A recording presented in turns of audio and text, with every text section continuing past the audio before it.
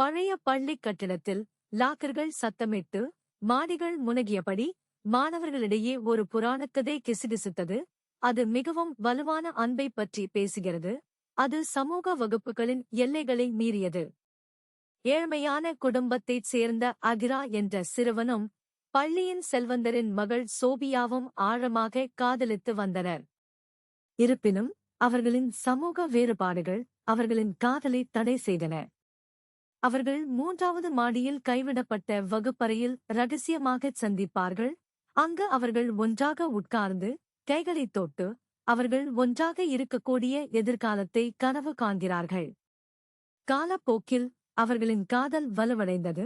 ஆனால் கண்டுபிடிக்கப்படும் அபாயமும் அதிகரித்தது. பள்ளியின் கடுமையான விதிகள் மற்றும் ஆசிரியர்கள் மற்றும் மாணவர்களின் கண்காணிப்பு கண்கள் ஒருவரையொருவர் பார்ப்பதை கடினமாக்கியது. ஒரு நாள் அவர்கள் பள்ளியையும் அதன் விதிகளையும் விட்டுவிட்டு ஒன்றாக ஓட முடிவு செய்தனர். நள்ளிரவில் பள்ளி வளாகத்தில் உள்ள பழைய கருவேல மரத்தில் சந்திக்க திட்டமிட்டனர். அங்கு அவர்கள் இரவில் தப்பித்து சுதந்திரமாக ஒன்றாக இருக்க வேண்டும். ஆனால் விதி வேறு திட்டங்களைக் கொண்டிருந்தது.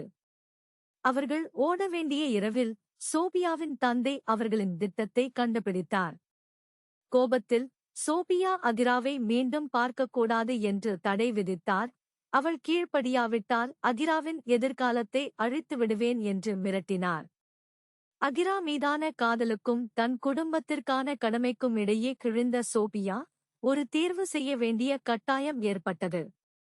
எனவே அவள் இறுதி தியாகத்தை செய்தாள். அது அவர்களின் வாழ்க்கையின் போக்கை என்றென்றும் மாற்றும். மறுநாள் காலையில் அகிரா சோபியாவிடமிருந்து ஒரு குறிப்பை பெற்றாள்.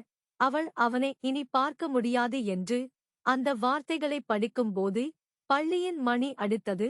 மற்றொரு நாள் தொடங்கும் அறிகுறியாக அகிராவின் இதயம் பனிக்கட்டியாக மாறியது. பின்னர் அவர் தனது சொந்த குரலை கேட்டார்.